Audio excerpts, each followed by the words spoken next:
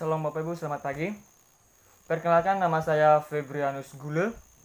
Saya mahasiswa di STM Anugerah Misi Nias Barat. Saya prodi teologi. Saya semester 2, NIM 08012285. Nah, sekarang saya akan membahas tentang teologi sistematika 1. Di dalam teologi sistematika 1 ada dua yang perlu dibahas, yaitu tentang proper dan bibliologi. Nah, terlebih dahulu kita harus tahu kata teologi. Kata teologi ini berasal dari dua kata Yunani, yaitu theos artinya Allah dan logos artinya uraian, pikiran, dan ilmu. Sedangkan sistematika berasal dari kata systematikos yang memiliki artinya berupa penetapan atau penyusunan secara tepat. Contohnya memberi pembagian teologi ke dalam sistem yang akan menjelaskan berbagai bidang. Nah, bidang apakah itu, saudara? Yaitu di bidang Alkitab. Alkitab ini yang akan memberikan informasi mengenai malaikat dan mengambil semua informasi malaikat dari semua kitab. Di dalam Alkitab dan mengaturnya di dalam suatu sistem. Ageologi inilah yang dilakukan para teologi sistematika, yakni mengatur pengajaran-pengajaran Alkitab ke dalam berbagai kategori. Jadi, teologi sistematika atau sistematika teologi adalah supaya menyusun teologi-teologi yang membentuk doktrin kata. Doktrin ini adalah ajaran, yaitu doktrin yang akan yang diajarkan Alkitab yang tersusun dari masing-masing penulis, maupun itu penulis dalam PL dan PB.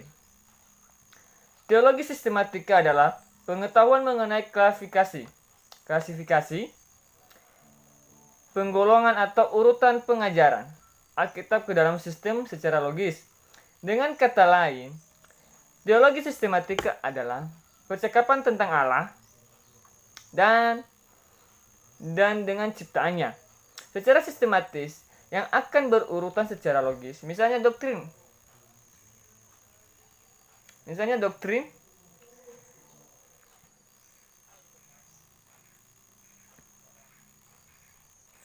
Misalnya doktrin ajaran akhir zaman. Karena doktrin Allah ini dimulai dari penciptaan hingga sampai akhir zaman. Ini bertujuan untuk menemukan dan merumuskan,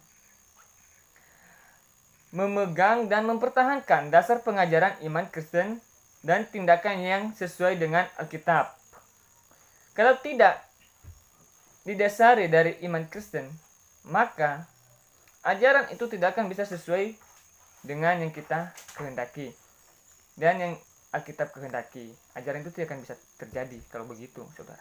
Kalau tidak ada disusun secara sistematik. Nah, kegunaan belajar sistematika ini sebagai berikut. Karena manusia sebagai ciptaan yang harus berasio, berakal karena manusia ini mau mengajarkan tentang ajaran Alkitab dari kitab Kejadian sampai Wahyu.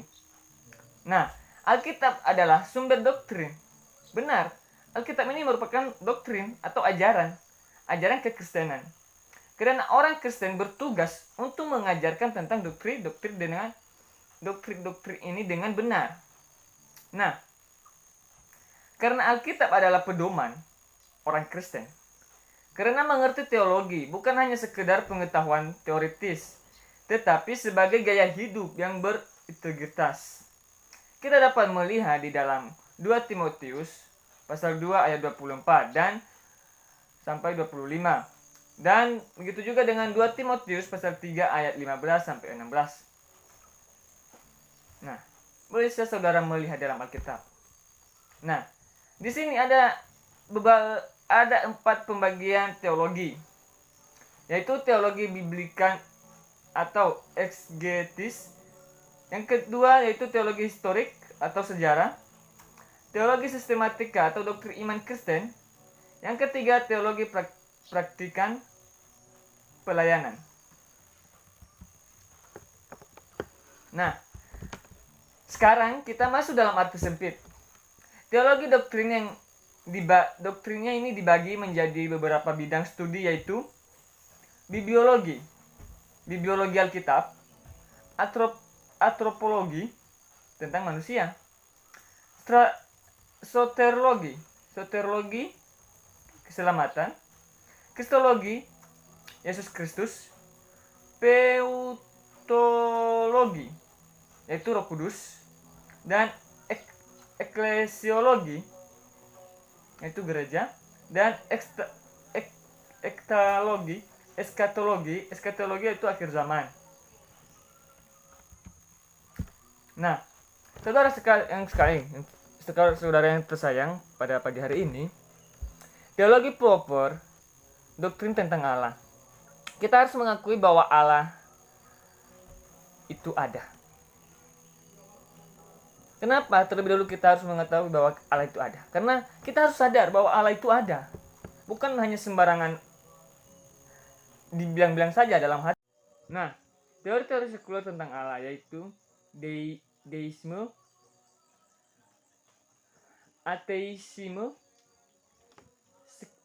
skeptisme, agnostisme, dan pentateisme, dan ploiteisme, dan monoteisme. Nah, monoteisme ini yaitu pemahaman yang mengakui hanya ada satu Allah. Nah, menurut saudara, apakah Allah itu ada beberapa macam atau bagaimana? Nah, menurut saya sih, saya berpendapat dengan monoteisme ini. Saya mengakui bahwa Allah itu hanya satu. Tetapi ada 3 bagian, yaitu Allah Bapa, Allah Anak, dan Roh Kudus. Nah, bukan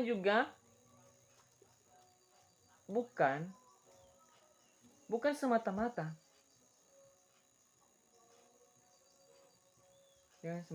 Jangan kita mengakui bahwa Allah itu banyak, tapi hanya tiga. Satu esensi dan 3 yang memiliki 3 pribadi dan 1 esensi. Jadi jangan sampai kita salah memahami, saudara.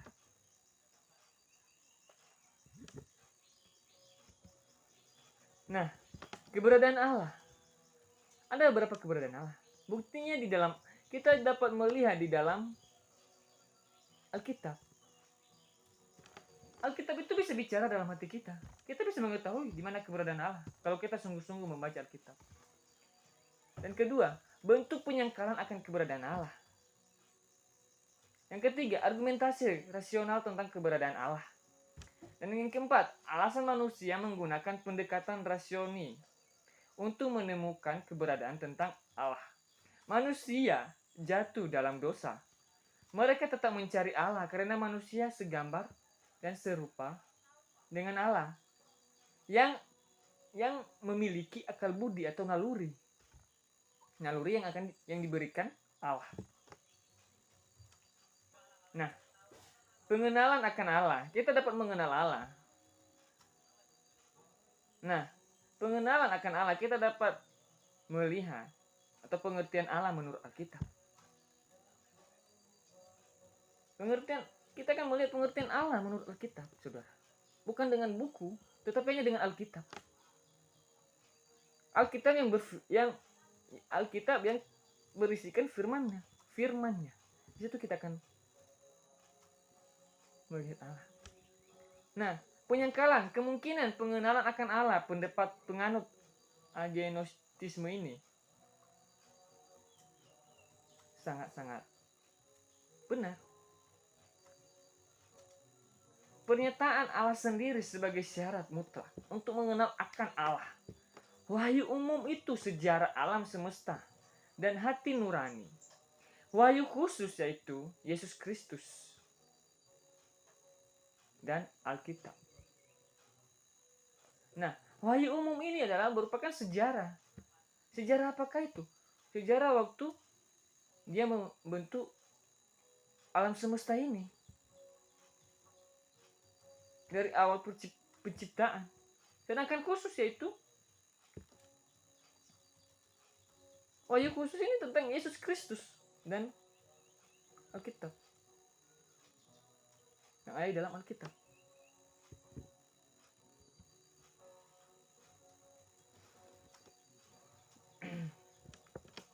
Nah, nama-nama Allah. Nama-nama Allah secara umum tidak diberikan oleh manusia. Karena Allah sendirilah yang menyatakan dirinya pada manusia supaya mereka mengenal Allah. Nah, seperti waktu ia menampakkan dirinya kepada Abraham. Itu dengan dia berbentuk bola api. Nah, nama Allah diberikan. Nama Allah ini diberikan Allah sendiri sebagai pernyataan dari nomeuditum. Nah, nama Allah merupakan manifestasi dari Allah sendiri. Dilihat dari sifat-sifat Allah. Arti nama Allah di dalam perjanjian baru yaitu Yahweh. Yaitu aku adalah aku. Berarti nggak ada lagi nama lain. Dia tetap aku adalah aku. Kita bisa melihat dari Keluaran pasal 3 ayat 14. Namun, Allah itu ada. Allah itu untuk kita. Dan Allah itu tidak berubah. Dia tidak akan pernah berubah. Allah itu tetap kekal. Dan Allah itu akan ada sampai selama-lamanya. Sampai tergenapi semua yang tertulis di dalam Alkitab. Allah itu tetap ada. Sampai nantinya kita menyatakan bahwa mulai akhir zaman. Allah itu ada, saudara. Jangan salah paham. Jangan salah pengertian. Kita menganggap bahwa Allah itu tidak ada. Tetapi kita harus menguatkan iman kita bahwa Allah itu ada.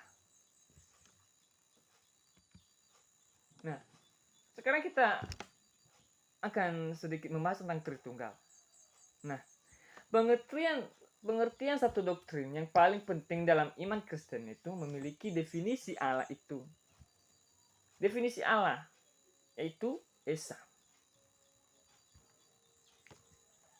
Nah, yang ada secara kekal, 3 pribadi yaitu Allah. Allah Bapa dan Putra dan Roh Kudus. Yang memiliki kealahan. Yang memiliki kealahan pribadi.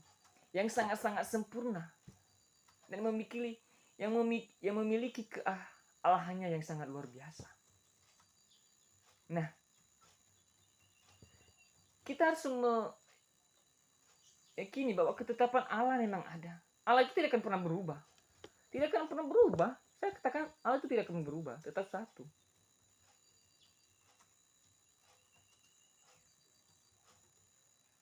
Tetapi dia memiliki 3 pribadi.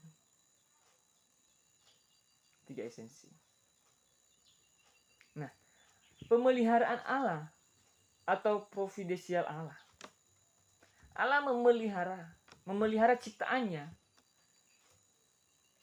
Apakah saudara tidak mengetahui bahwa Allah itu memelihara kita? Tetapi saya katakan kepada saudara bahwa Allah itu dia memelihara kita. Tetapi dengan caranya yang berbeda-beda. Nah, sekarang kita masuk pada teologi bibliologi.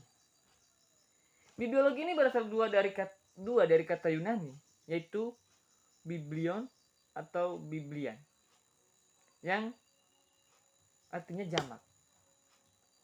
Nah, artinya jamak atau buku-buku, dan logos artinya perkataan, uraian, pikiran, ilmu.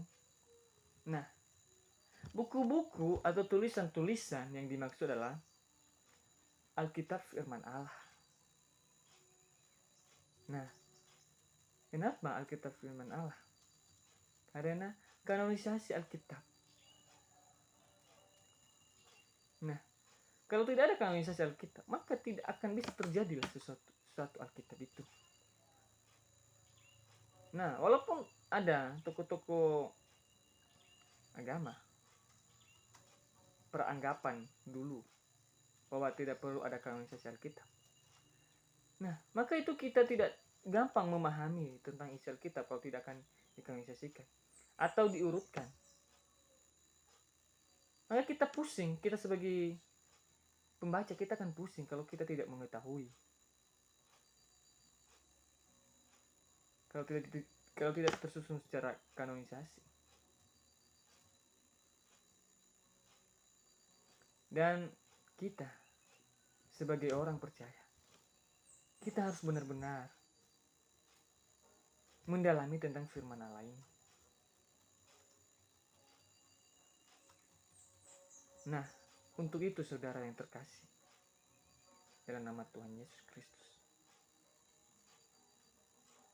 demikian hasil pemaparan saya tentang sistematika 1. Jika ada kesalahan dari penyusunan, saya minta maaf. Dalam bentuk kata-kata, dari penampilan, saya minta maaf. Jika ada yang salah, tolong di komen dalam bawah komentar, agar saya juga ke depannya bisa menjadikan pembelajaran. Agar kesalahan itu bisa diperbaiki. Saya sangat membutuhkan komentar atau saran dari teman-teman yang akan melihat video ini. Nah, saya juga berterima kasih kepada ibu yang mengambil bidang sistematika 1. Saya sebagai mahasiswa sangat bersyukur saya bisa mengenal tentang sistematika ini. Walaupun banyak kelemahan, tetapi saya yakin bahwa kuasa Tuhan yang berkuasa. Dan demikian saja video ini. Sampai jumpa di lain waktu. Salam.